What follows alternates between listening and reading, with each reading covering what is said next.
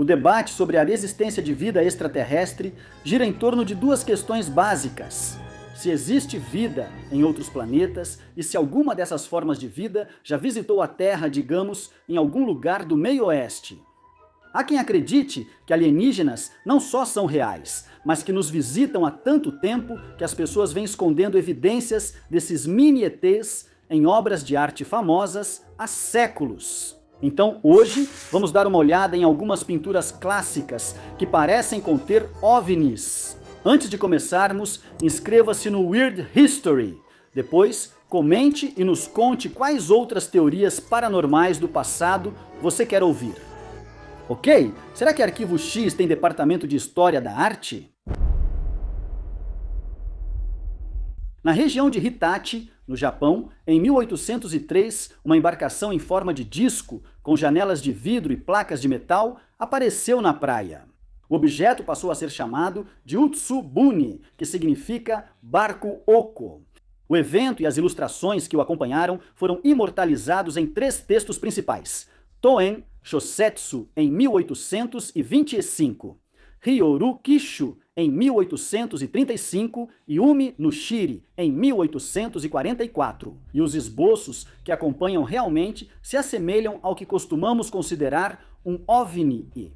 De acordo com algumas lendas, uma bela mulher saiu da embarcação vestindo roupas incomuns e carregando uma caixa misteriosa com inscrições estranhas nela. Isso levou alguns especialistas a classificar o conto como um mito que surgiu do isolacionismo do Japão e da hostilidade em relação ao mundo exterior.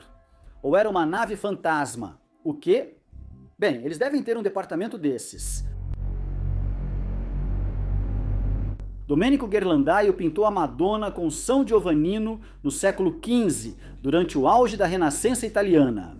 Se você olhar atentamente ao fundo, pode ver um pastor com seu cachorro apontando para um objeto no céu. Não sabemos quem é esse Roy Neary do século XV, mas seu cachorro parece estar latindo para o objeto estranho.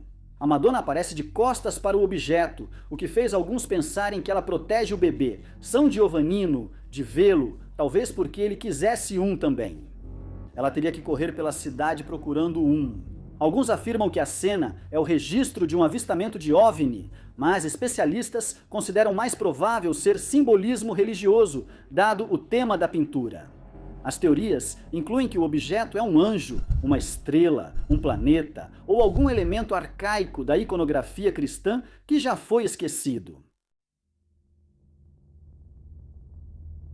Foram encontradas em Sherma, Índia, pinturas rupestres que mostram discos voadores e figuras humanoides assustadoras e sem rosto. Apesar de terem sido criados há cerca de 10 mil anos, os desenhos e entalhes têm uma semelhança impressionante com os OVNIs e alienígenas que vemos em filmes e séries de ficção científica feitos desde meados do século XX. Acho que eles não atualizam a tecnologia das naves faz tempo. Impressionados pelas descobertas, os cidadãos de Sherma e seu governo procuraram a NASA para solicitar investigação mais profunda. Alguns acreditam que as imagens mostram habitantes locais adorando figuras que saem dos OVNIs, sugerindo que extraterrestres podem ter governado a Terra em algum momento. Talvez seja difícil achar boas samosas em Andrômeda. Masolino de Panicali pintou uma cena de neve em agosto na igreja de Santa Maria Maior, em Roma, durante o século XV. A pintura é uma representação da lenda do Papa Libério e Giovanni descobrindo um pedaço de neve que não derreteu em Roma, em agosto de 352. Hoje, chamamos isso de estação de esqui. Até agora, essa história parece apenas o antigo canal do tempo, mas é incrivelmente raro nevar em Roma, mesmo no inverno. Ou seja, para nevar em agosto só com intervenção divina. Segundo a história, o trecho de neve foi enviado pela Virgem Maria, que supostamente controlava o clima como a tempestade dos X-Men. Ela queria que eles construíssem uma igreja naquele local. E como era Maria, eles ficaram bastante entusiasmados em cumprir seus desejos. Acima do trecho de neve, há o que parecem ser dezenas de objetos voadores em forma de disco. Segundo o senso comum, embora pareçam OVNIs, esses objetos foram feitos só para representar mais neve.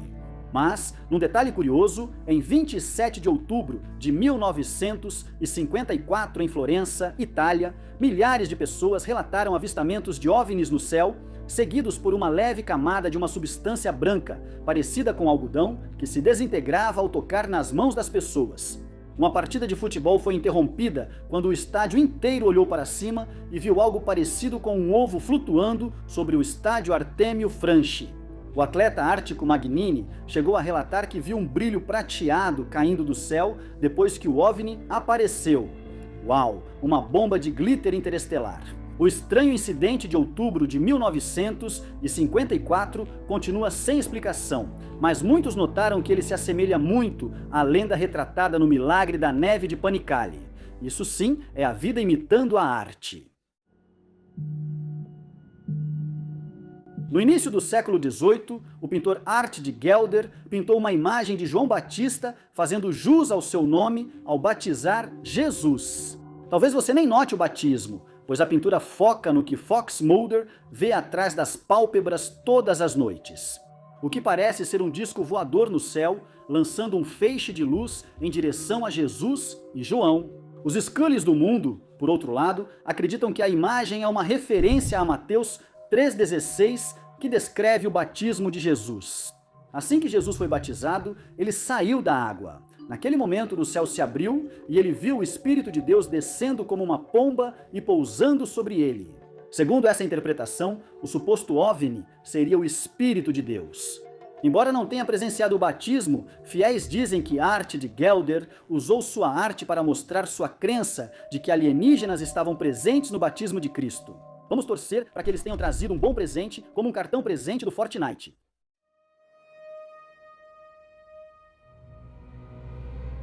A Catedral Svetes-Roville é uma catedral ortodoxa, oriental perto de Tbilisi, a atual capital da Geórgia, o país, não o Estado.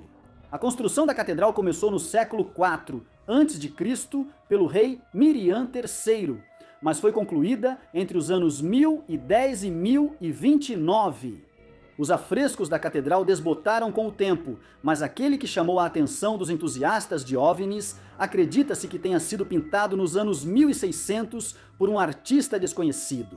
Abaixo de cada braço de Jesus no afresco, há algo parecido com uma água viva, uma vermelha à esquerda e uma branca à direita. Como muitos já apontaram, no entanto, elas também parecem que poderiam ser OVNIs, com feixes de luz saindo debaixo delas. Ou talvez ele estivesse apenas abençoando alguns invertebrados. Segundo historiadores de arte, a arte religiosa da Igreja Ortodoxa Oriental desse período mostrava um sol e uma lua em todas as imagens de Cristo crucificado. E os dois objetos, geralmente considerados OVNIs, provavelmente são apenas representações estilizadas desses corpos celestes. Mas sabe qual filme famoso tem dois sóis? Star Wars. E do que Star Wars está cheio? De alienígenas. Checkmate, afresco da Catedral de Sveteshova-Li.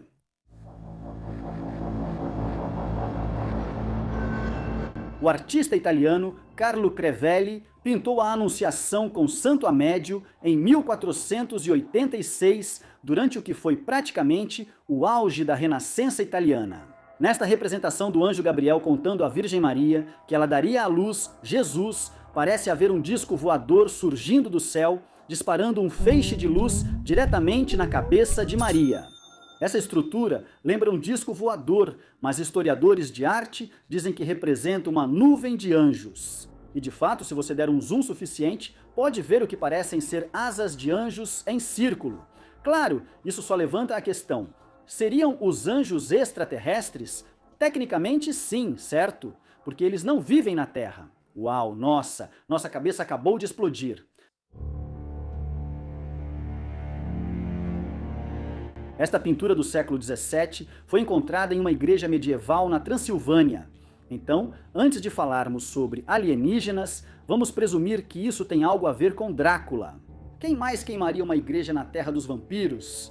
Além disso, a pintura Israel, Põe a Sua Esperança no Senhor, foi feita para a igreja do monastério na cidadela medieval de Segeshvar. E parece retratar claramente uma igreja em chamas cercada por fumaça espessa, com um estranho disco voador acima dela. O disco voador parece ter uma trilha de fumaça atrás, lembrando uma versão medieval do pôster de Independence Day. Debaixo da pintura, as palavras escritas em caligrafia dizem Israel Hofa, Often Herrn, que se traduz como Israel, ponha sua esperança no Senhor. Então, se os OVNIs estão explodindo a igreja, isso faria do senhor Will Smith dessa história? Ou o Jeff Goldblum, ou talvez até o Randy Quaid. Este afresco está localizado no mosteiro Visoki de Shani, em Kosovo, Sérvia. Nos cantos superiores dos painéis esquerdo e direito, parece haver objetos voadores com pilotos visíveis, emitindo raios de luz. É difícil imaginar algo dessa época retratando uma nave espacial de forma mais clara, mas especialistas recomendam cautela na empolgação. Como mencionamos anteriormente, em todas as representações ortodoxas orientais de Cristo na cruz, sempre há um sol e uma lua. Esses especialistas consideram que os dois objetos, que lembram capas de revistas de ficção científica dos anos 1950, são apenas representações estilizadas do Sol e da Lua. Os ufólogos, por outro lado, acreditam que isso é uma prova de que o artista estava tentando retratar uma visita alienígena. O que você acha? Ok? Então, se todas essas imagens de OVNIs são quase convincentes, com certeza uma pintura totalmente inequívoca de um cara enfrentando um alienígena que faria Ridley Scott recuar vai calar os céticos, certo? Essa pintura foi feita por Michael Pacher, pintor fundamental para trazer o Renascimento à Alemanha no século XV. Ela mostra São Wolfgang, que queria construir uma igreja, mas tinha dificuldade em achar benfeitores para ajudar nos custos. Na pintura, o diabo propõe um acordo. Ele ajudará o bispo a construir a igreja, desde que o bispo prometa entregar a primeira alma que entrar nela. Segundo a lenda, São Wolfgang aceitou o acordo, algo totalmente fora do caráter de um santo. Então ele enganou o diabo usando uma brecha, o que, bom, já é mais o tipo de coisa que se espera de um santo. A história conta que um caçador saiu da floresta perseguindo um lobo. Então Wolfgang abriu a porta para deixar o lobo entrar. Uma baita jogada, mas funcionou. O lobo foi levado pelo diabo e uma alma humana foi poupada. Os fiéis podiam assistir aos cultos com superioridade, sabendo que o próprio diabo construiu a igreja. Mas, pelo que sabemos dele, provavelmente fez os bancos pequenos demais ou algo parecido. A pintura mostra uma criatura alada com pés com cascos e outro rosto nas costas. Como parece mais um alienígena que um demônio, alguns sugerem que o artista retratou um extraterrestre, ou talvez fosse só o H.R. Giger desenhando demônios. De qualquer modo, você não tentaria arrancar uma igreja de graça dessa criatura. Parabéns ao Wolfgang! No final da década de 1690, o rei Luís XIV da França prendeu um misterioso prisioneiro em sua nova prisão favorita, a Bastilha. Histórias famosas de Voltaire e Alexandre Dumas, baseadas na identidade desse homem, são populares até hoje.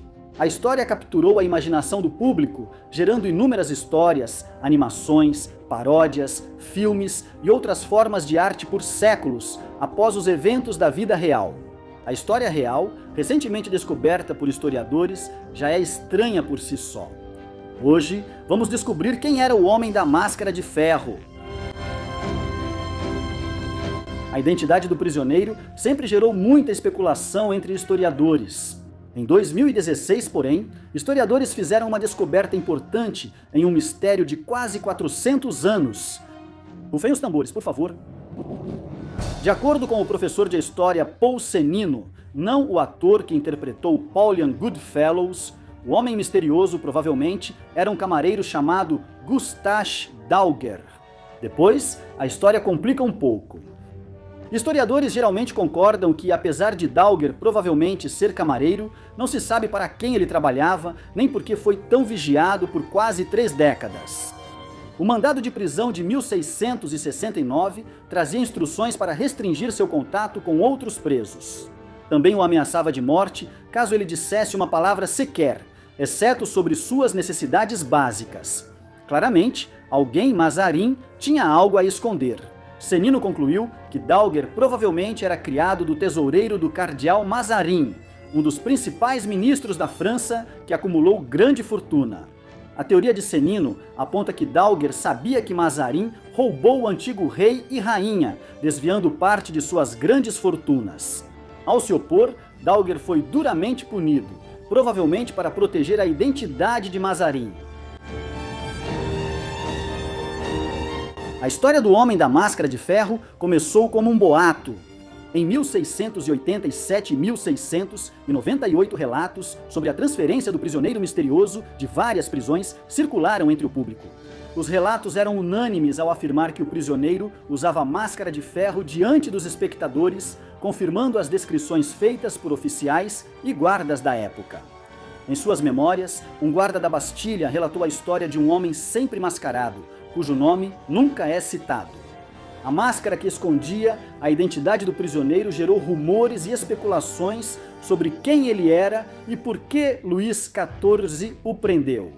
Aumentando ainda mais o mistério, a prisão supostamente incinerou tudo o que ele possuía após sua morte em 1703. Relatos e rumores afirmam que autoridades limparam as paredes da cela dele após sua morte. Se isso é verdade ou não, ainda assim chamou a atenção do público, e o mito do Homem da Máscara de Ferro nasceu. No livro A Busca pelo Homem da Máscara de Ferro, uma obra de investigação histórica, o historiador Paul Cenino faz uma observação convincente. A máscara provavelmente não era de ferro.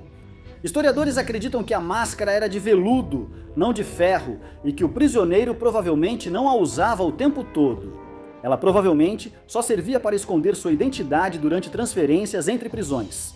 Embora o Homem da Máscara de Veludo não tenha exatamente o mesmo impacto, o material faz mais sentido historicamente.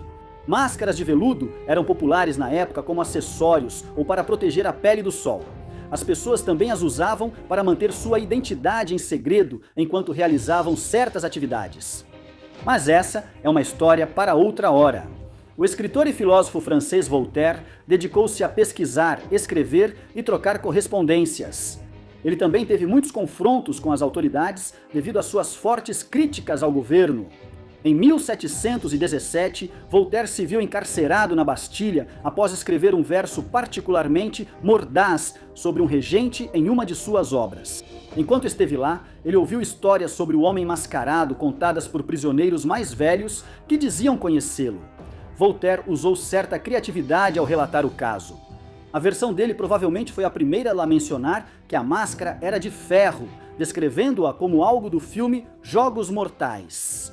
Em uma das descrições, ele escreveu: o queixo da máscara era composto por molas de aço, o que lhe dava liberdade para comer com ela. A história de Voltaire afirma que o prisioneiro devia ser importante porque recebia boa comida, tinha bons modos, recebia visitas regulares do governador e até tocava violão.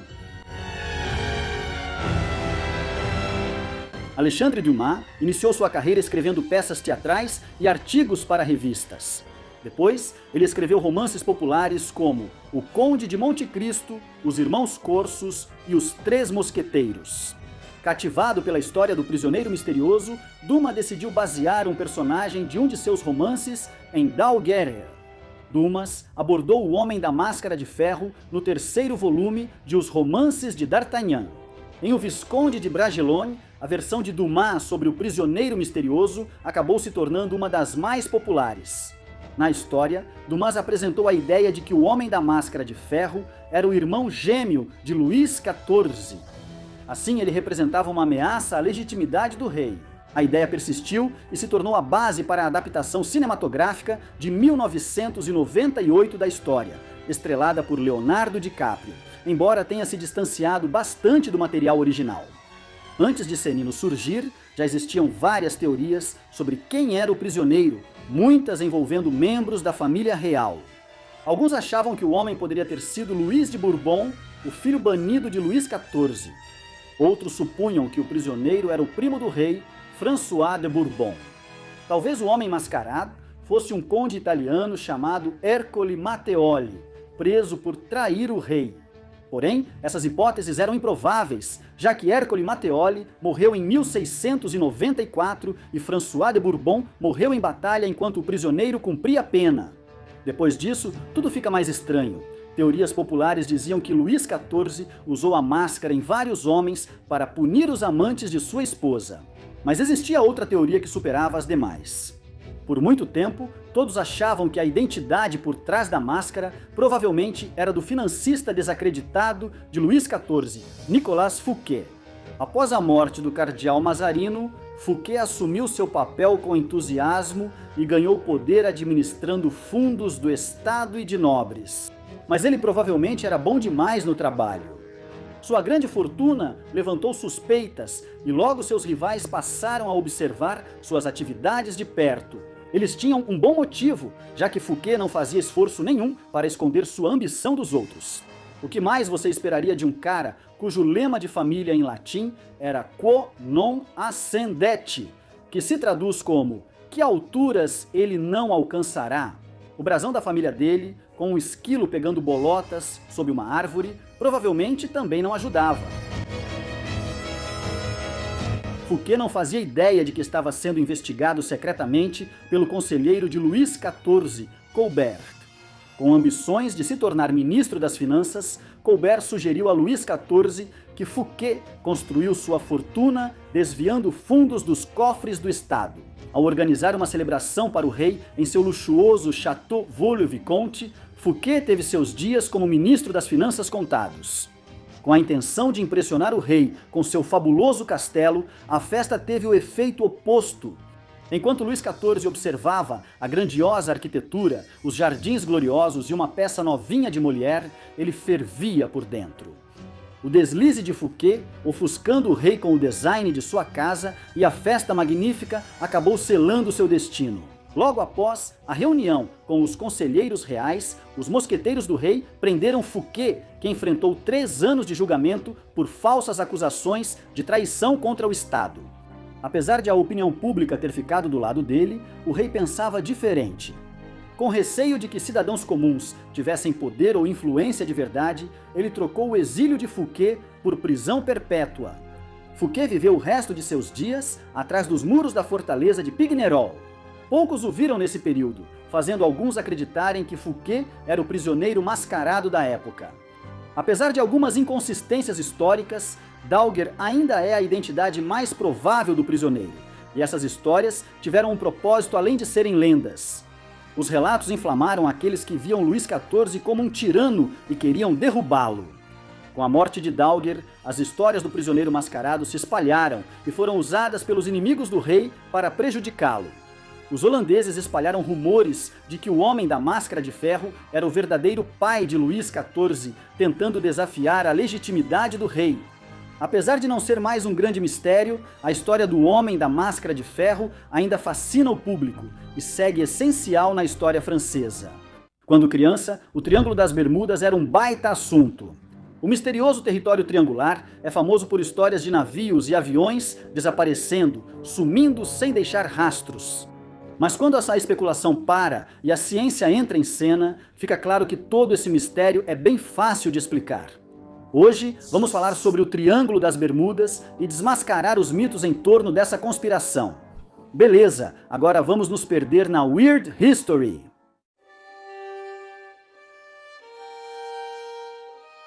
A única coisa que todo mundo sabe sobre o Triângulo das Bermudas é que pessoas desaparecem lá. Desde que o voo 19 e seus 14 tripulantes desapareceram na área em 1945, as lendas sobre essa parte amaldiçoada do mar só aumentaram à medida que mais e mais aeronaves e pessoas desaparecem. O que a maioria das pessoas não percebe sobre o triângulo é que ele é grande, muito grande. Embora os mapas da suposta área tendam a variar, geralmente ela pode ser descrita como a região que vai de Miami até San Juan, e depois se estende até a Ilha de Bermudas. Isso é uma grande parte do oceano. Essa área ela está no centro de regiões de intenso tráfego de barcos e aviões. Com muito tráfego e um oceano profundo, é comum ver pessoas desaparecendo. Ou mais precisamente, você não vai vê-las.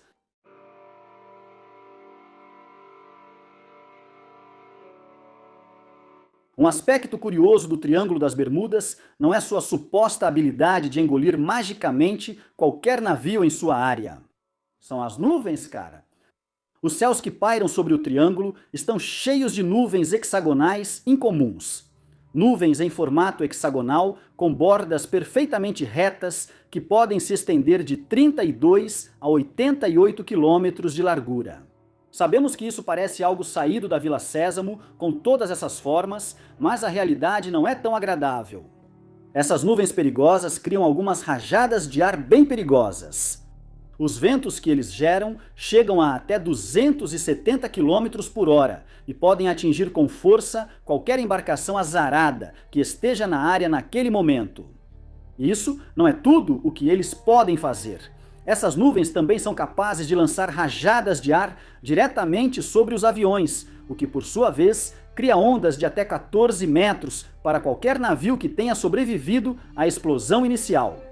Um verdadeiro ataque combinado. Aposto que você não esperava que o culpado fossem nuvens em formato de hexágono.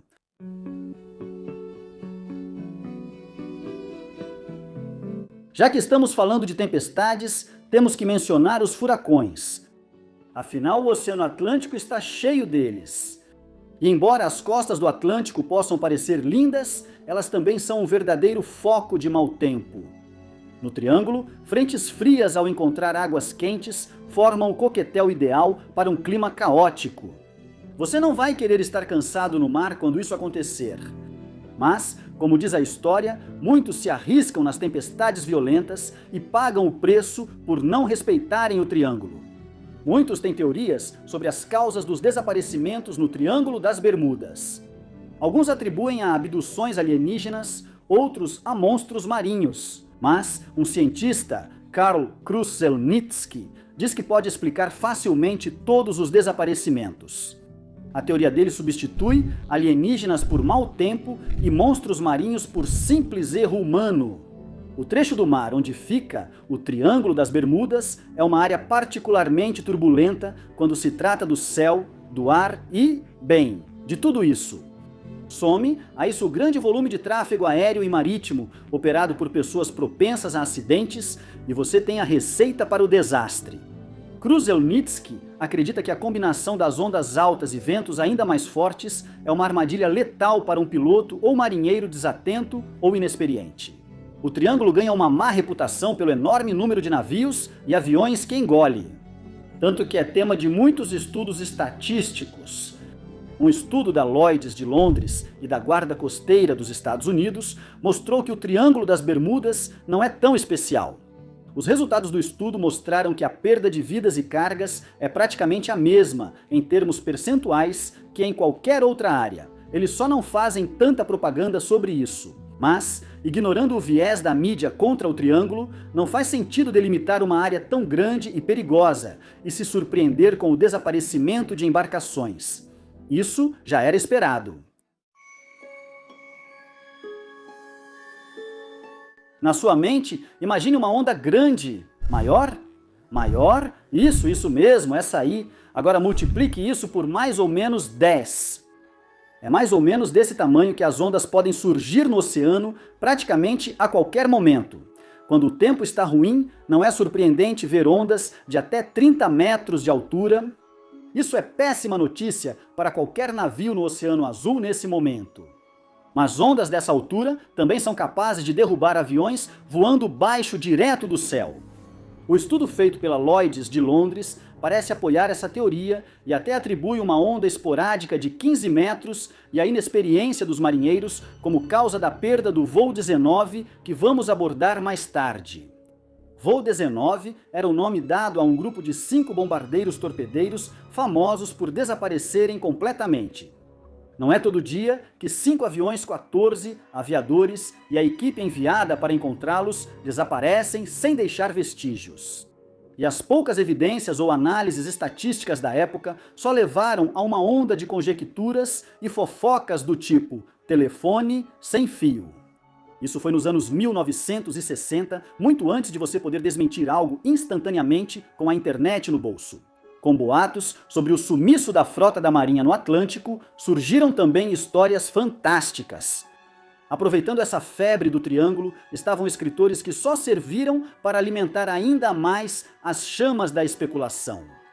o artigo O Mortal Triângulo das Bermudas, de Vincent Gaddis, na revista Argosy, em 1964, originou grande parte do folclore sobre essa área marítima até hoje.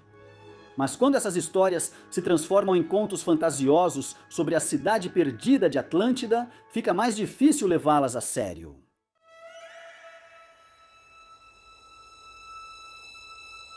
Você vai ouvir muita gente dizendo que o voo 19 estava voando em condições ideais e, por isso, o desaparecimento só pode ser explicado por algo sobrenatural. Para isso, nós dizemos: espere um pouco. Apesar do que alguns chamados historiadores dizem sobre as condições de voo naquele dia, nós conhecemos os fatos. O desaparecimento mais famoso da história do Triângulo das Bermudas foi, na verdade, apenas um caso de extremo azar. Por ser uma missão de treinamento, a tripulação não era adequada para as condições. Enfrentando ondas de 15 metros num avião voando baixo, você quer um capitão experiente, e eles tinham, mas ele estava se recuperando de ressaca. Todos nós já passamos por isso, capitão. Como um Larry David em Curb Your Enthusiasm, onde tudo só piora cada vez mais, as coisas pioraram. Tenente Charles Taylor, famoso por sua incompetência, esqueceu o relógio e usava uma bússola defeituosa. Para piorar, ninguém a bordo parecia sequer saber onde estavam. Taylor, mantendo sua fama, tomou uma má decisão que levou seus homens mais fundo nas tempestades do Atlântico, resultando na morte deles. Exatamente como Curb Your Enthusiasm,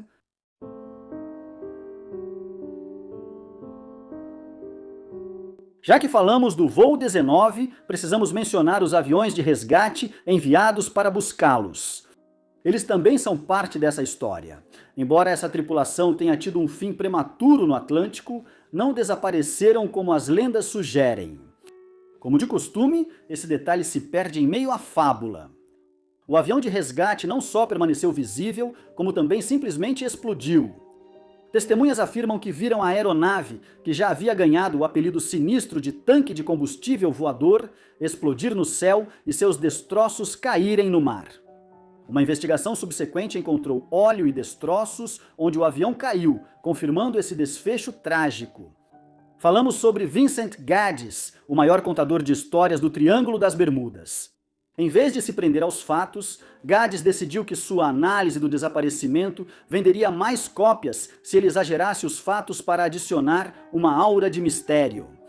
Seu artigo de 1964, intitulado O Mortal Triângulo das Bermudas, explorou a ideia de que os desaparecimentos não poderiam ser mera coincidência. Apesar de publicado em revista, que se dizia obra-prima americana de ficção, a propaganda funcionou. Suas ideias sobre desaparecimentos naquela região inspiraram outros escritores e cineastas a criarem versões próprias do Triângulo. E é assim que nascem as lendas. A história do Mary Celeste é interessante. Um grande navio mercante tem uma carreira sem incidentes até que um dia desaparece. O navio partiu de Nova York rumo à Itália, mas nunca chegou. Foi encontrado à deriva no Atlântico. Mesmo após a descoberta, especuladores do Triângulo das Bermudas culparam o sumiço da tripulação e o estado do navio àquela região oceânica. Charles Berlitz escreveu o best-seller O Triângulo das Bermudas, afirmando que o Mary Celeste foi mais uma vítima do Triângulo. O livro fez sucesso mundialmente, mas tinha um erro grave. O navio foi achado abandonado em outro lado do Atlântico, a milhares de quilômetros de distância. Se ainda não está convencido, temos um terreno na Lua para te vender.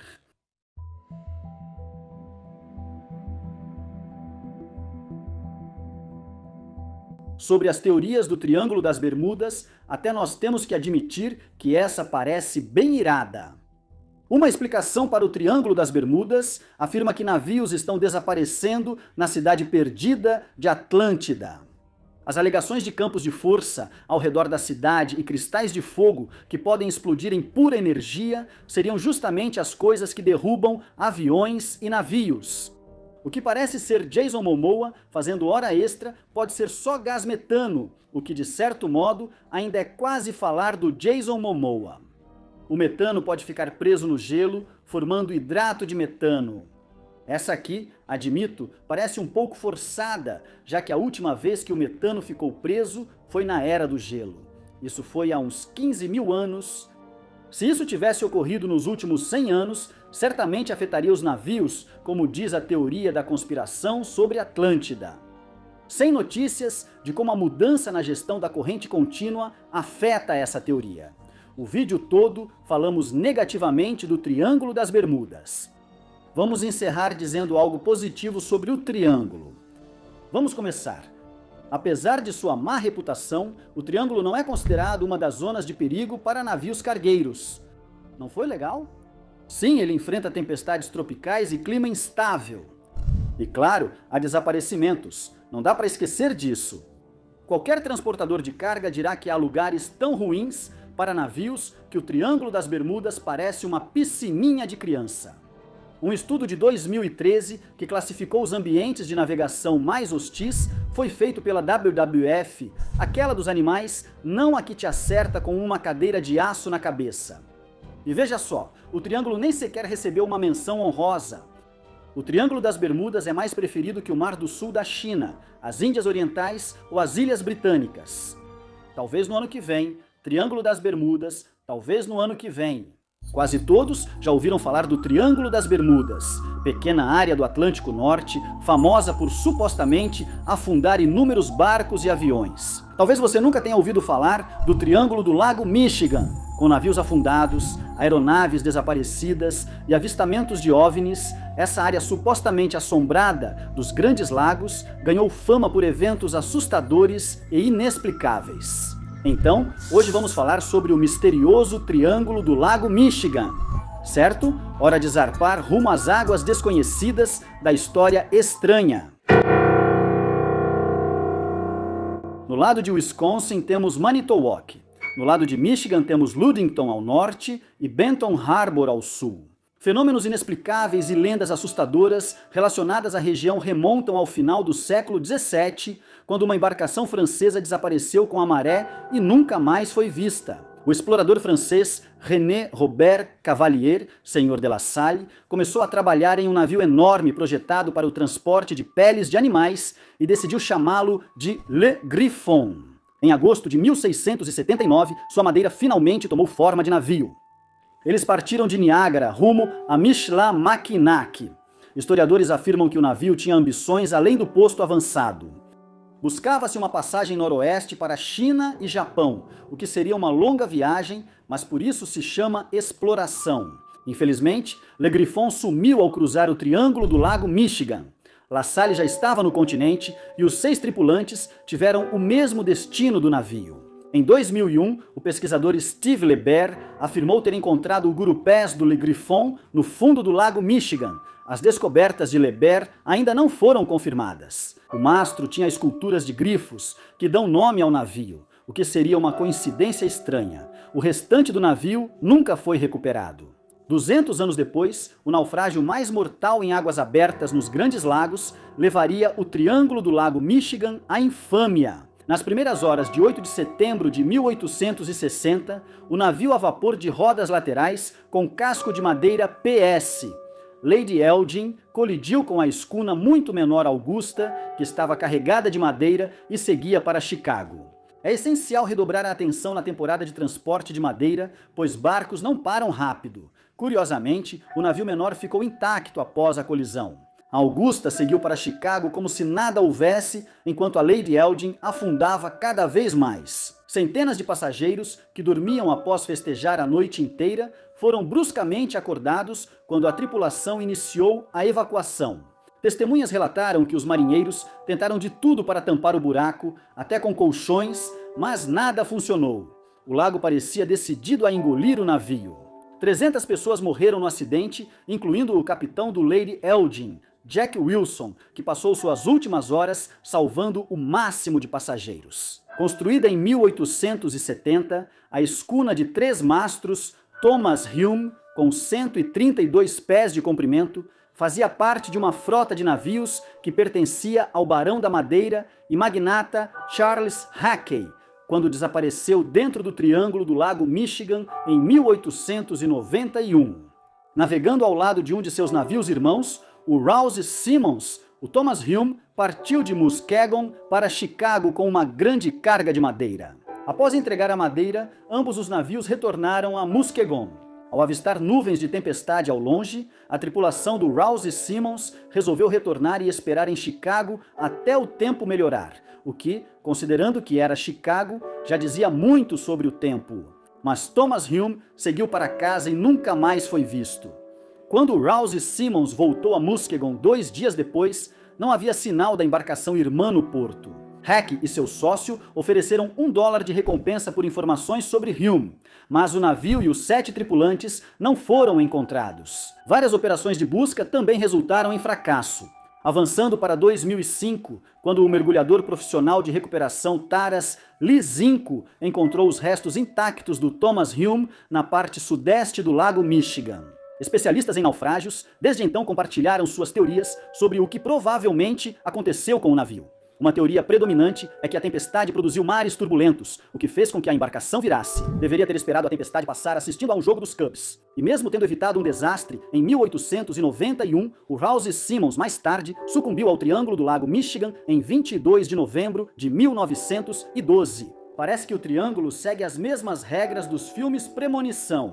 O navio e seus 16 tripulantes, incluindo o capitão Hermann Schönemann, partiram de Thompson, Michigan, para Chicago, levando pelo menos 5.000 árvores de Natal, mas nunca chegaram ao destino. Em 23 de novembro, o navio foi visto com bandeira de socorro com o tempo limpo, o que chamou a atenção. Isso podia indicar desde um ferido até fantasmas piratas. Mas quando um barco de resgate finalmente chegou ao local, não havia sinal do Rouse Simmons em lugar nenhum.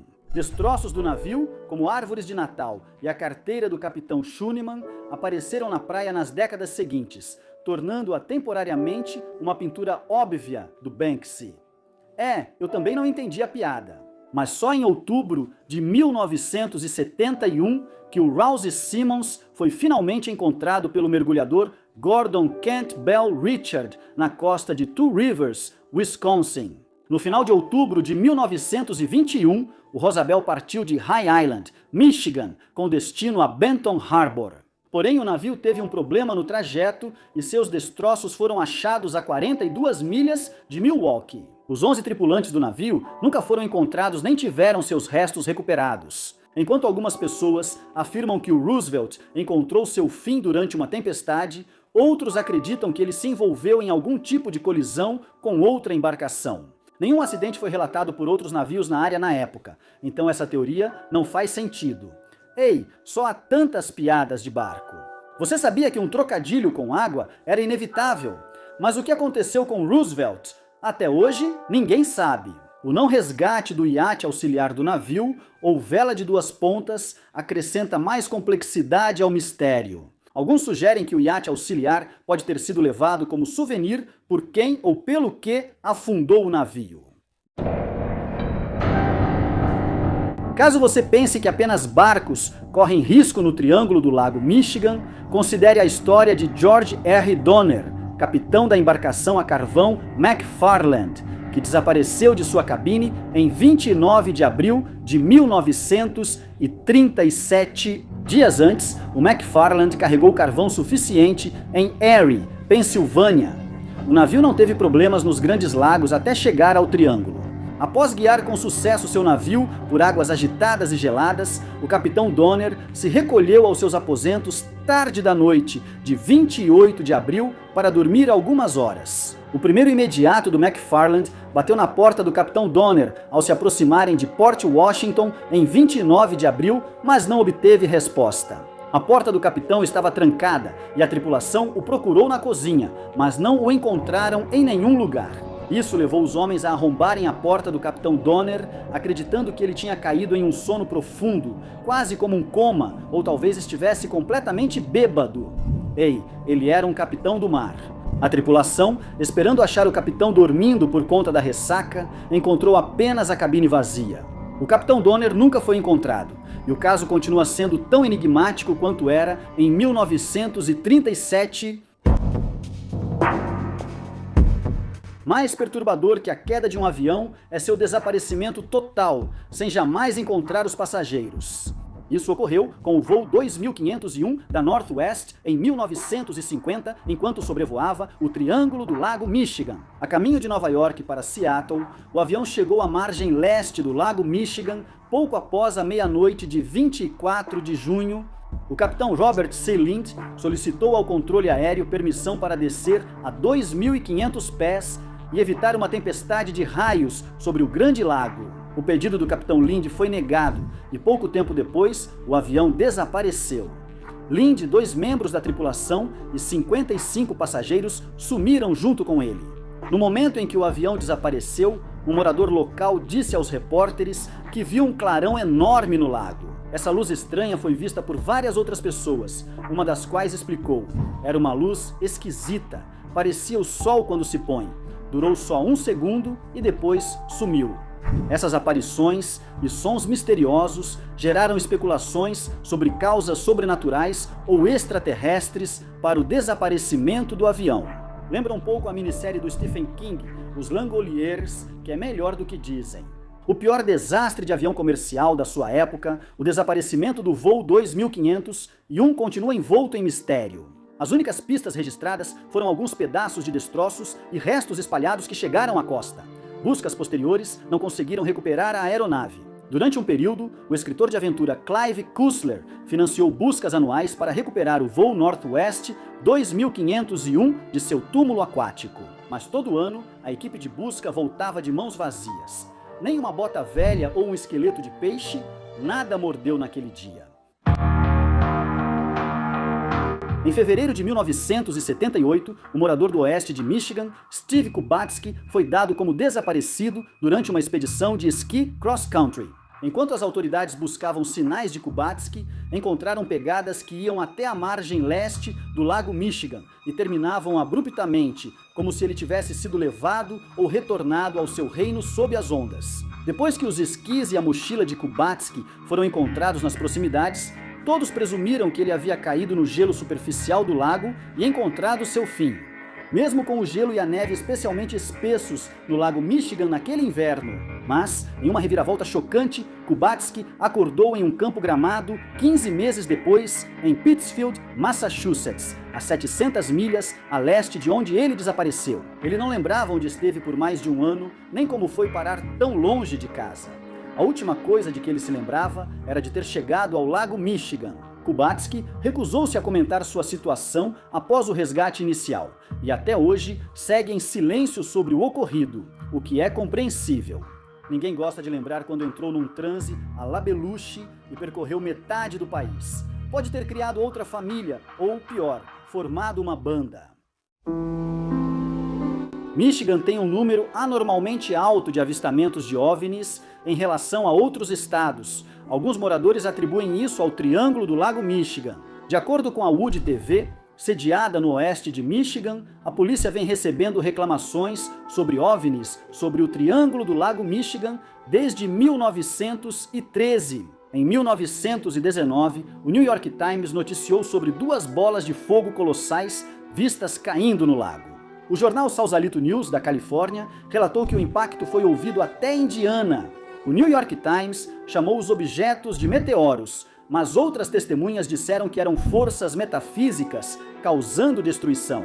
Dada a fama do Triângulo do Lago Michigan, poderiam ter sido alienígenas transportando madeira. Em 8 de março de 1994, centenas de moradores ao longo do Lago Michigan relataram ver discos pairando, alguns com luzes piscando. Entre as testemunhas, um operador de radar do Serviço Nacional de Meteorologia disse à polícia: "Nunca vi nada assim, nem monitorando tempestades. Isso não são tempestades. Assustador. Faz pensar quantos barcos Fox Mulder perdeu no Lago Michigan." Referência bem específica.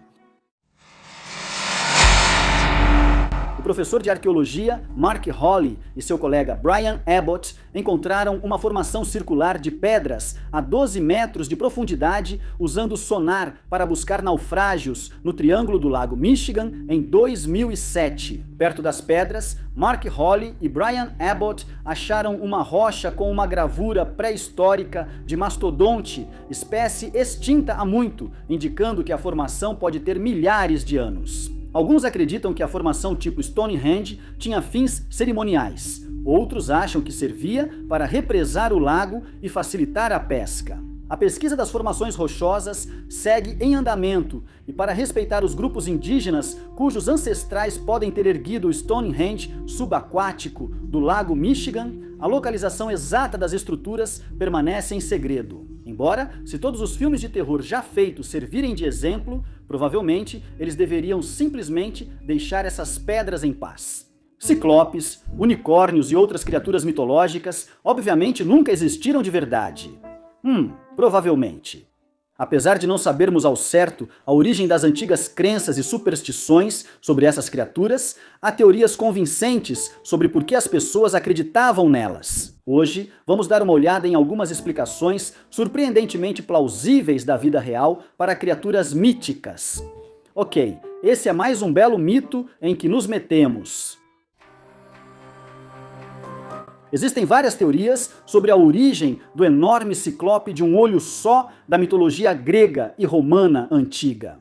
Ciclopia é uma condição real que pode afetar fetos humanos, levando uma cavidade ocular ao centro do crânio.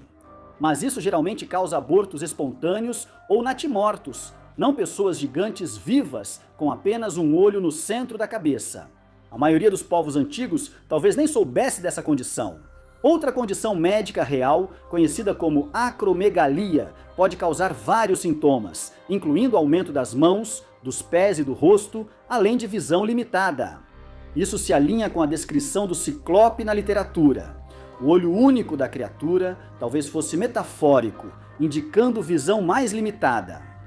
Também é possível que as histórias sobre o ciclope tenham surgido simplesmente a partir de relatos de pessoas com apenas um olho, ou talvez até de pessoas usando tapa-olhos disfarçados de forma engenhosa. Talvez a teoria mais convincente envolva crânios de elefantes, especialmente os do mamute anão cretense, já extinto. Esses crânios eram bem menores que os de um elefante moderno e possuíam um grande buraco central onde a tromba se ligava à cabeça. Mas, à primeira vista, isso parece uma grande órbita ocular. É totalmente possível que pessoas antigas tenham encontrado restos esqueléticos de mamutes anões, presumido que fossem criaturas humanoides com apenas um grande olho no centro da cabeça, e começaram a contar histórias sobre o poderoso Ciclope.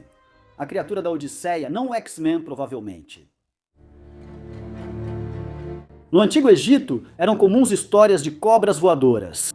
O historiador grego Heródoto registrou anedotas de viajantes árabes sobre pequenas serpentes aladas que aparentemente viviam em árvores de boswellia, tornando a colheita do óleo de olíbano muito mais perigosa.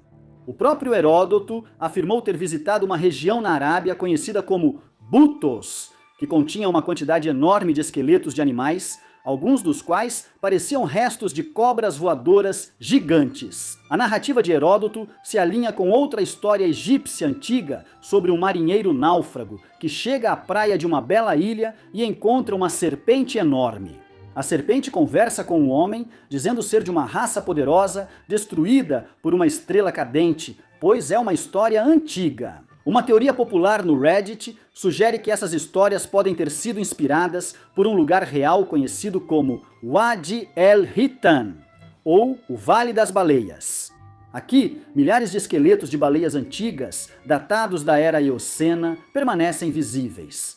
Sem um conhecimento mais preciso da história geológica e da ideia de que terras secas poderiam ter estado submersas milhões de anos antes, é totalmente possível que os antigos tenham confundido esses restos de baleias ou outros depósitos semelhantes com esqueletos de cobras voadoras. As nadadeiras realmente se parecem um pouco com asas. Os egípcios, como outras culturas antigas, acreditavam em cobras marinhas gigantes. Todo mundo gosta de monstros marinhos. É possível que baleias vivas possam ter inspirado algumas dessas histórias, porque, se você parar para pensar, baleias são basicamente monstros marinhos. Quando grupos de jubartes nadam próximos, humanos apenas veem suas costas e bocas surgindo acima da água. Uma pessoa poderia facilmente ver várias baleias emergindo juntas e confundi-las com uma grande serpente marinha. Também é possível que um animal bem real, o peixe-remo, possa ter inspirado lendas sobre enormes cobras do oceano. Segundo a National Geographic, O peixe-remo pode atingir 9 metros, um tamanho muito grande para qualquer animal que tenha a palavra peixe no nome. Como vivem nas profundezas do oceano e só surgem à superfície por correntes fortes, não eram conhecidos ou reconhecíveis para a maioria das sociedades antigas. Uma pessoa vendo um peixe-remo durante uma rara aparição perto da superfície do oceano, ou indivíduos encontrando um peixe-remo morto que apareceu na praia, pode ter ficado confusa e passado a acreditar que tinha visto uma serpente marinha gigante. Na mitologia nórdica, uma criatura conhecida como Jorgungantar, ou a serpente de Midgard, era um verme gigantesco, ou possivelmente uma criatura do tipo serpente que vivia em um oceano espacial que circundava a Terra, o que é simplesmente incrível. Como seu corpo cercava todo o planeta, ela também era às vezes chamada de serpente do mundo, o que também é incrível. Jorgungandar normalmente fica em um círculo perfeito ao redor da Terra, mordendo o próprio rabo. Os vikings acreditavam que um dia a serpente soltaria seu rabo e mergulharia na Terra, dando início ao evento apocalíptico conhecido como Ragnarok, também conhecido como o melhor filme do Thor. Historiadores e estudiosos sugerem que o mito da serpente de Midgard pode ter origem em um evento real. Há cerca de 7.000 anos, um meteorito entrou na atmosfera onde hoje é a Estônia, se despedaçou e atingiu o solo. O campo de crateras do meteorito Kali resultante ainda é visível na ilha estoniana de Saaremaa até hoje. Esse foi um dos maiores impactos de meteorito da história humana, perto de áreas habitadas, e teria sido devastador. Eliminar grande parte da vida selvagem e provavelmente até algumas pessoas já seria suficiente para que a população ao redor falasse sobre isso por gerações. Ninguém esquece a noite em que uma rocha explodiu e caiu do céu. É bem possível que tenham atribuído um significado religioso ou sobrenatural em um evento tão grande, inexplicável e assustador. A vida no mundo perigoso da Idade do Bronze, ou antes, na Idade da Pedra, provavelmente inspirou várias histórias mitológicas. Há muito se suspeita que mitos e contos de vampiros surgiram de relatos reais de pessoas que sofriam de raiva. Nossa compreensão moderna dos mitos sobre vampiros foi codificada pelo autor Bram Stoker em seu influente romance de 1897, Drácula. Histórias de vampiros existem séculos antes do livro. Um surto de raiva que atingiu a Hungria no século XVIII pode ter sido uma fonte importante para o folclore dos vampiros. A doença teria afetado principalmente os homens, e alguns dos sintomas podem incluir hipersexualidade, insônia, aversão a certos odores fortes, como alho, além de sensibilidade a espelhos e luzes fortes. Todos esses sintomas têm equivalentes claros nas histórias de vampiros, como o Conde Drácula, figura sedutora que passa a noite caçando vítimas, odeia alho e não vê seu reflexo. Antropólogos e estudiosos atuais acreditam que as histórias aborígenes dos nativos da Austrália e Oceania, chamadas Tempo do Sonho, foram influenciadas pelo mundo natural do final da Era do Gelo.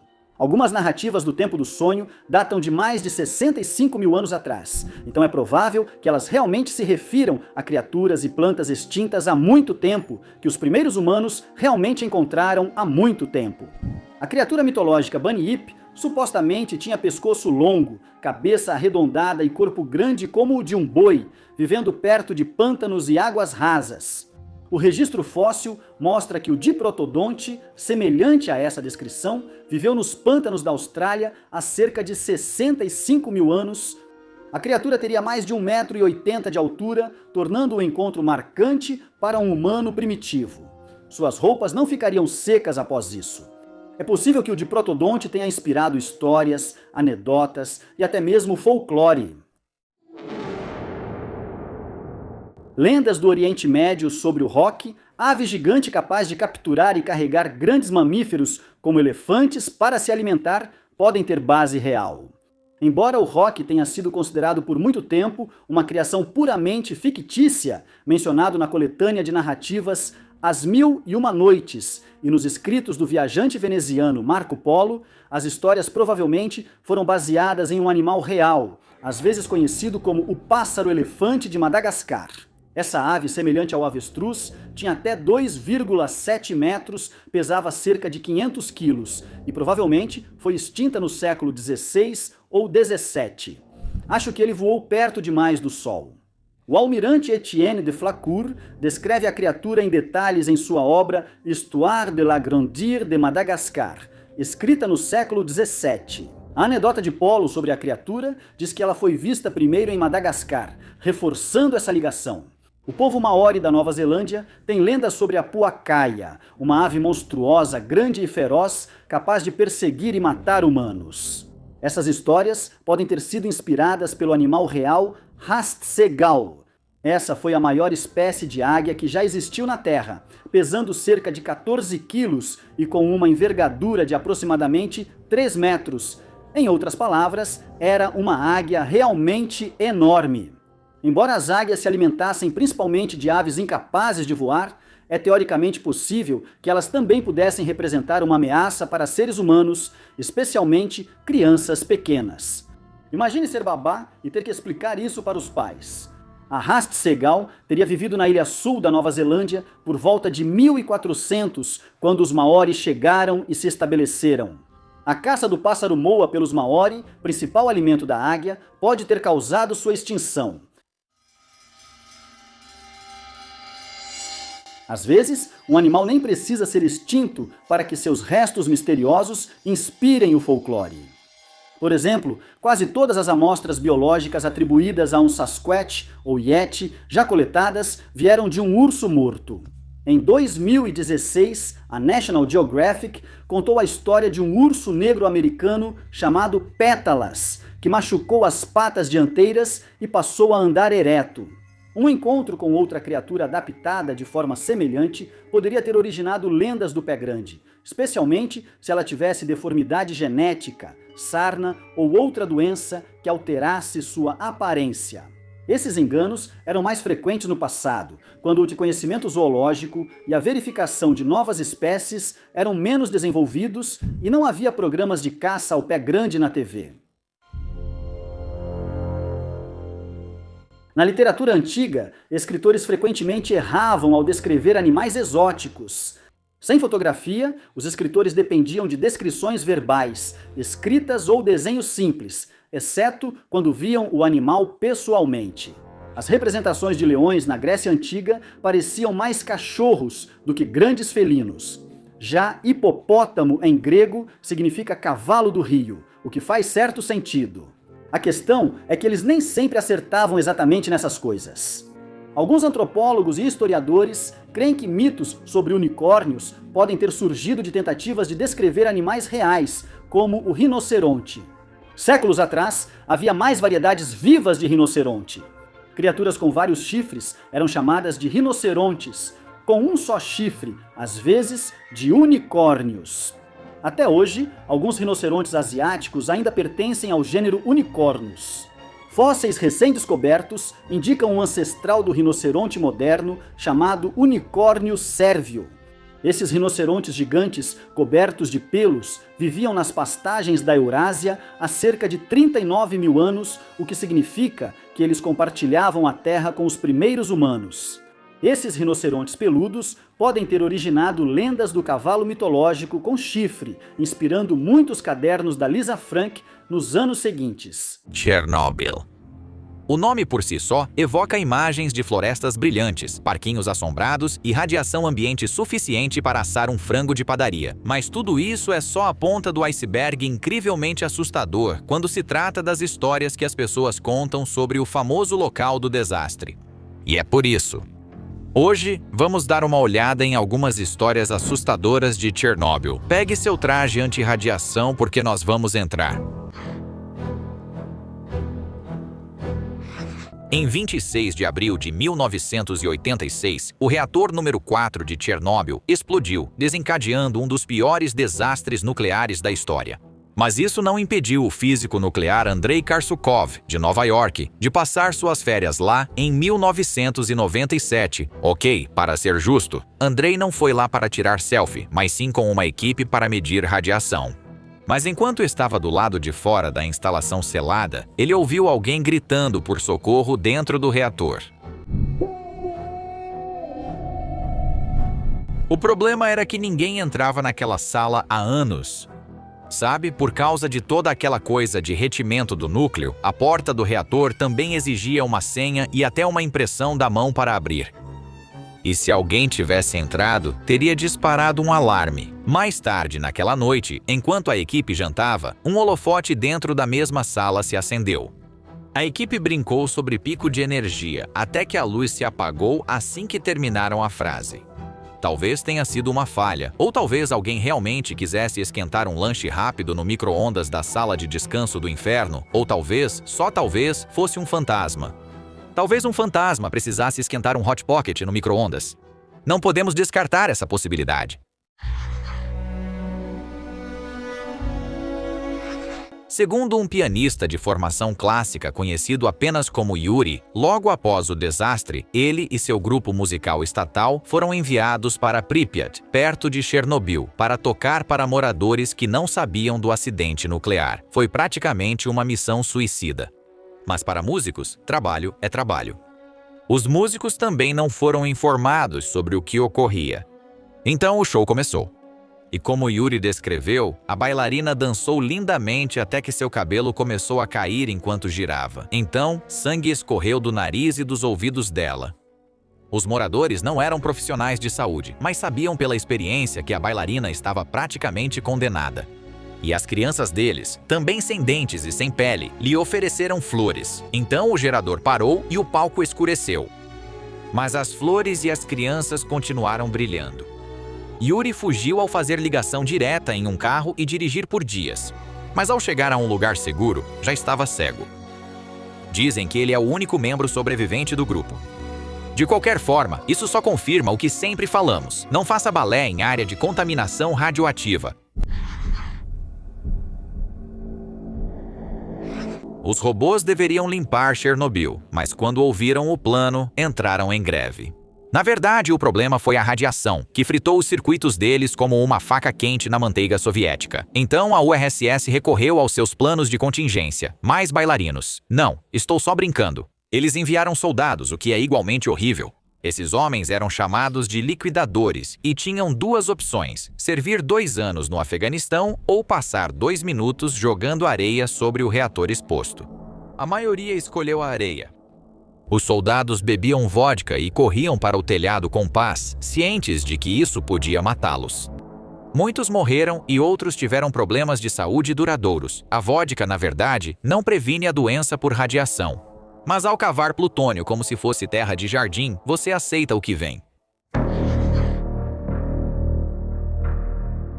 O pé de elefante é o que acontece quando combustível nuclear, areia, concreto, metal e arrependimento soviético derretem juntos em uma massa horrenda de destruição. Ele se formou durante o derretimento como uma massa brilhante, semelhante à lava, que escorria pelo reator até se instalar em um túnel de manutenção como um JABA, o Hut radioativo. Em 1986, se você ficasse ao lado dele por 5 minutos, estaria morto em até 48 horas. E não é tipo, nossa, estou morto depois do dia de perna na academia. Não, falo de morto mesmo, pele derretendo e células se liquefazendo. As primeiras fotos desse pesadelo nuclear foram tiradas com uma câmera sobre rodas, porque chegar perto era como apertar a mão da morte.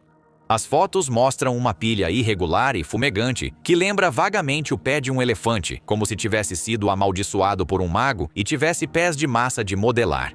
Mesmo hoje, o pé de elefante ainda é perigoso. Não é perigoso a ponto de matar na hora, mas com certeza não toque nisso, a menos que queira brilhar no escuro. Depois de Chernobyl, os boatos explodiram como bem Chernobyl. Diziam que viram lobos gigantes, peixes brilhantes e sapos de 3 olhos pulando como se saíssem de um teste para os Simpsons. Ainda não confirmamos oficialmente um urso mutante adolescente ninja, mas os relatos anteriores sobre animais mutantes não eram totalmente infundados. Um leitãozinho local, por exemplo, nasceu com dipígios, ou seja, 2 quadris e pernas extras. Basicamente, um porquinho com 2 bundas. Você pode vê-lo hoje no Museu Nacional de Chernobyl, na Ucrânia, certamente o lugar mais assustador que se pode visitar sem invocar um demônio. Confira a reviravolta inesperada. Na verdade, a natureza se recuperou. Os pássaros têm cérebros menores. Os roedores têm menos filhotes e os sapos fazem o que sapos radioativos fazem, sem sabermos exatamente o que. No geral, a vida selvagem ao redor de Chernobyl prospera. Acontece que, quando os humanos foram embora, a floresta basicamente disse: legal, valeu. Daqui pra frente, a gente cuida disso. Parece uma palestra TED pós-apocalíptica. Como aprendi a parar de me preocupar e amar a radiação. Então, a moral da história parece ser que a natureza se cura, mas só depois que se livra da gente.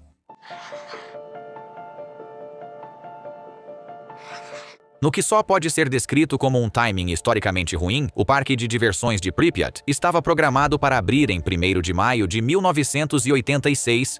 Em vez disso, ele abriu brevemente em 27 de abril para os evacuados de Chernobyl, que foram avisados de que o ar era mortal, mas olha só, tem uma roda gigante.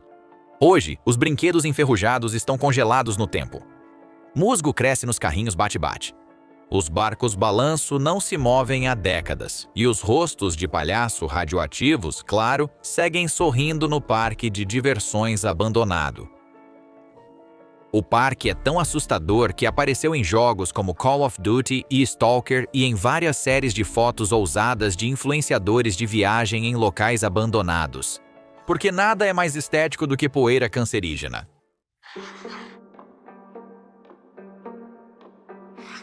Se Arquivo X nos ensinou alguma coisa, é que o envolvimento de alienígenas deixa tudo mais assustador. Então não é nada surpreendente que OVNIs tenham sido vistos pairando sobre o reator 4 antes e durante a fusão do núcleo, sugando o excesso de radiação como rombas cósmicos.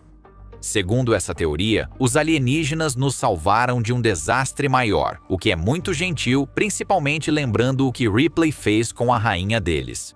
Uma afirmação semelhante surgiu após o desastre nuclear de Fukushima em 2011 no Japão, sugerindo que a Terra pode ser o equivalente galáctico de uma casa à prova de crianças.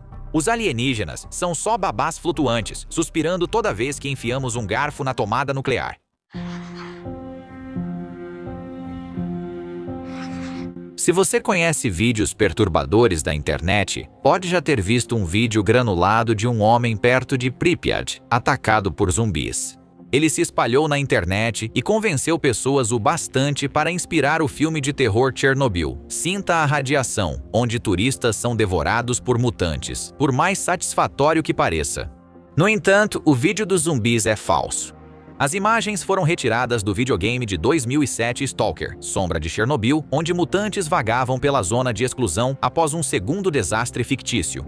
Então, embora seja assustador, sentimos informar que não há zumbis comendo turistas em Chernobyl. Dito isso, se provocarmos mais 1 ou 2 acidentes nucleares, quem sabe? Sabe o que é pior do que um acidente nuclear? Um acidente nuclear que grita. Sim, de acordo com alguns trabalhadores e investigadores, o reator de Chernobyl emitiu um uivo estranho e agudo nos momentos antes da explosão. Testemunhas descreveram como um som que você sente nos ossos.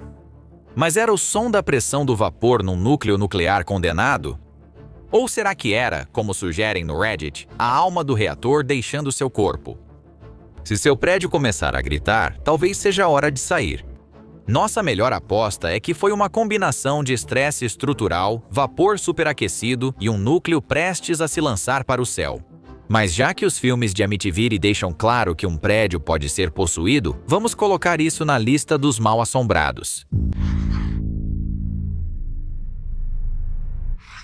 Testemunhas como guardas, engenheiros e moradores disseram ter visto uma figura sombria de olhos vermelhos brilhantes perto do reator 4 nos dias que antecederam a explosão. Parece falso, né? Parece uma jogada de marketing promovendo um filme sobre o primo radioativo do Slenderman, mas é o seguinte, esses relatos são anteriores ao desastre. E depois da explosão, os avistamentos aumentaram. Ruídos estranhos e aparições continuaram sendo observados nos destroços por semanas. Apelidada de Pássaro Negro de Chernobyl, algumas pessoas identificaram essa figura como um presságio de desgraça do tipo Homem-Mariposa. Céticos, sempre prontos para estragar a diversão, afirmam que era só uma ave grande ou histeria coletiva. Seja qual for o caso, nós dizemos: olhos vermelhos brilhantes mais níveis mortais de radiação é sinal de que é melhor cair fora. Na cidade abandonada de Pripyat, que já foi lar de milhares de trabalhadores de Chernobyl, um dos cenários mais assustadores está nos restos de um jardim de infância.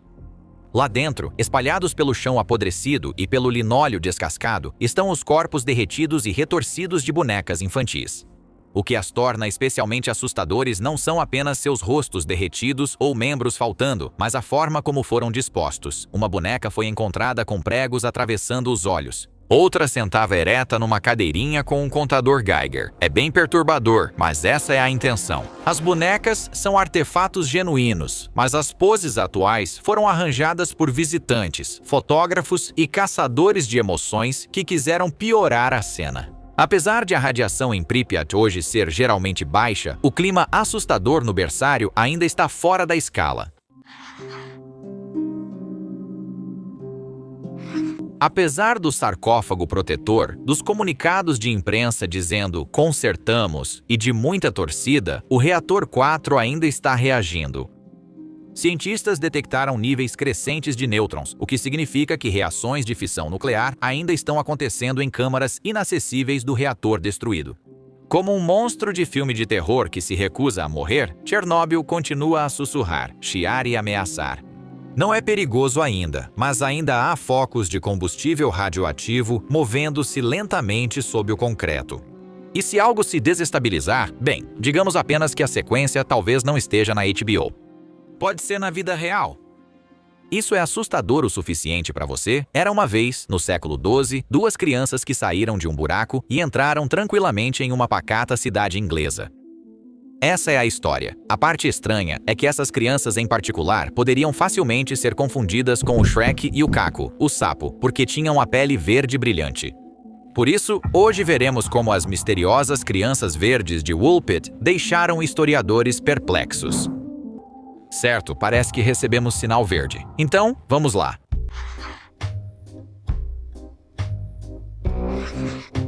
Duas crianças misteriosamente esverdeadas saíram de uma armadilha para lobos e apareceram em Woolpit.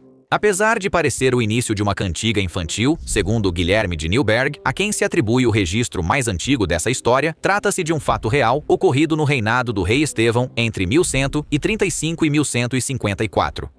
De acordo com a Historia Rerum Anglicarum de Guilherme, escrita por volta de 1189, a armadilha havia sido cavada para capturar animais, e as crianças eram um menino e uma menina vestindo roupas de cor incomum e de um material desconhecido. Ainda mais estranho era que ambos tinham a pele verde brilhante. E não era inveja, o tom do pigmento da pele deles era literalmente esverdeado e estranho. Como isso era assustador, as crianças confusas foram logo apreendidas pelos ceifeiros dos campos e levadas à vila próxima. Tudo isso parece bastante simples. Mas vale notar que não há menção desse evento nas crônicas anglo-saxônicas, que registram detalhes da história inglesa até a morte do rei Estevão em 1154. A crônica reúne várias histórias de eventos estranhos, tornando-se o relato bizarro de sua época. O fato de não citar as crianças verdes fez alguns sugerirem que o evento ocorreu no reinado de Henrique II, sucessor de Estevão. Segundo o registro de Ralph de Coggeshall, as crianças foram acolhidas por Ricardo de Calm, rico proprietário de terras e possivelmente cavaleiro. É difícil afirmar, pois pouco se sabe sobre Calm.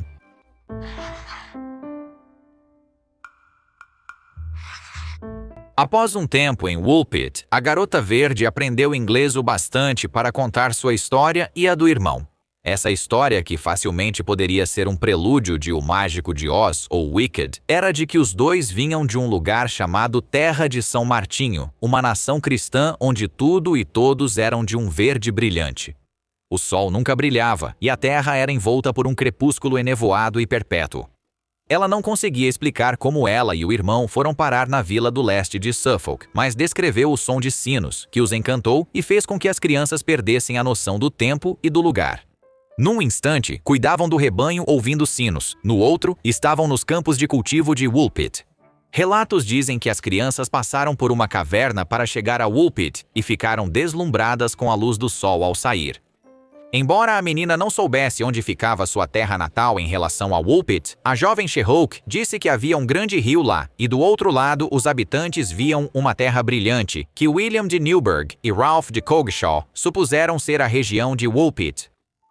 A localização da terra de São Martinho era um mistério para todos.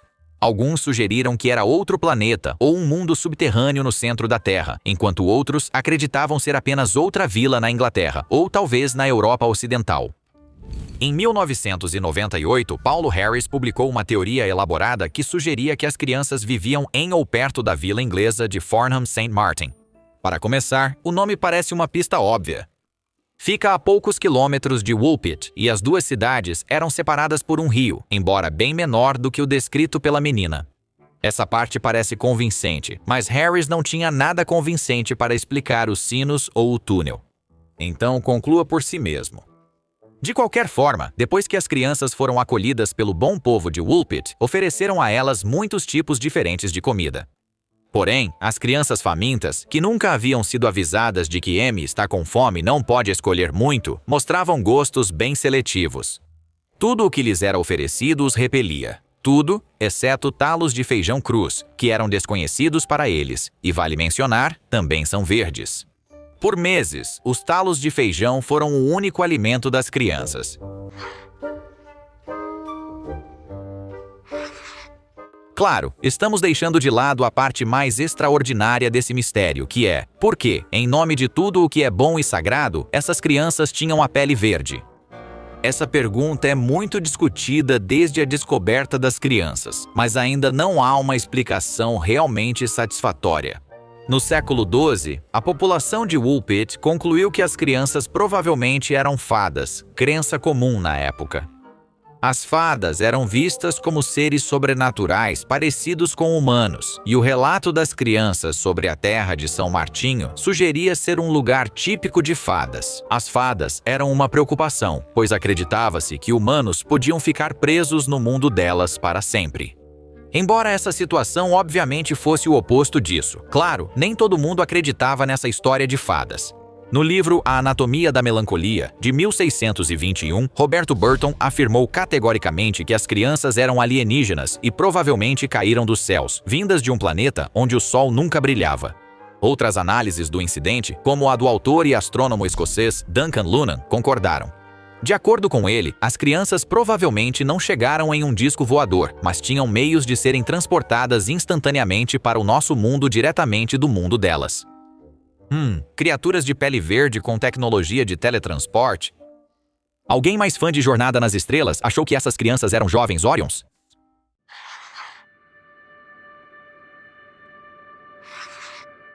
Uma teoria sobre os gatinhos de cor limão está ligada ao conto folclórico do século XVI, As Crianças na Floresta, uma história que mais tarde seria adaptada para João e Maria. Na história, dois jovens órfãos são acolhidos pelo tio, que então planeja matá-los e roubar sua herança. Numa das primeiras versões, ele planeja envenená-los com arsênico, o que alguns associam à pele verde. Quem acredita nisso provavelmente está enganado, pois o arsênico pode escurecer, mas não deixa a pele verde. Outra teoria aponta que as crianças estavam quase morrendo de fome ao serem encontradas, e sugere que a recusa em comer algo além de feijão cru indica provável anemia hipocrômica ou pleurose. Essa condição resulta de uma dieta pobre que altera a cor das células vermelhas do sangue, podendo deixar a pele esverdeada. Independentemente da causa da pigmentação esverdeada, relatos de Guilherme de Newburgh e Ralph of Coggeshall dizem que as crianças, ou ao menos a menina, perderam o tom esverdeado após comerem mais do que apenas feijão. Dito isso, nem Guilherminho nem Ralphzinho foram testemunhas oculares dos acontecimentos. Então, pelo que sabemos, aquelas crianças podem ainda ser verdes até hoje.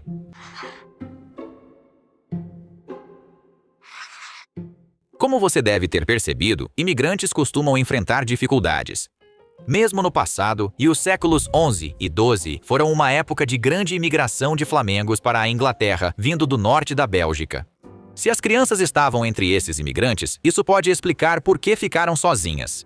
Muitos flamengos foram mortos pelas tropas de Henrique II durante uma batalha em Farnham St. Martin em 1173. Essas tropas normalmente só atacavam outras tropas, enquanto os cidadãos comuns geralmente eram deixados em paz. Mas sempre há exceções. Se for o caso, talvez o idioma desconhecido das crianças fosse o flamengo. No entanto, devido à imigração em massa mencionada, é improvável que ninguém em Woolpit reconhecesse o idioma. Sim, Woolpit era uma vila relativamente pequena, mas ficava a poucos quilômetros da populosa cidade mercantil de Bury St. Edmunds. A rede de estradas e caminhos que ligava vilas e cidades à região trouxe movimento a Woolpit na época, com pessoas de vários lugares falando diferentes idiomas. Se o idioma estranho não fosse flamengo, talvez fosse só um dialeto desconhecido do inglês para o povo de Woolpit. Por volta do século XII, havia vários dialetos diferentes falados em toda a Inglaterra, dependendo da região do país de onde a pessoa vinha. Então, é possível que as crianças não fossem daquela região. Ninguém em Woolpit reconheceu o dialeto deles.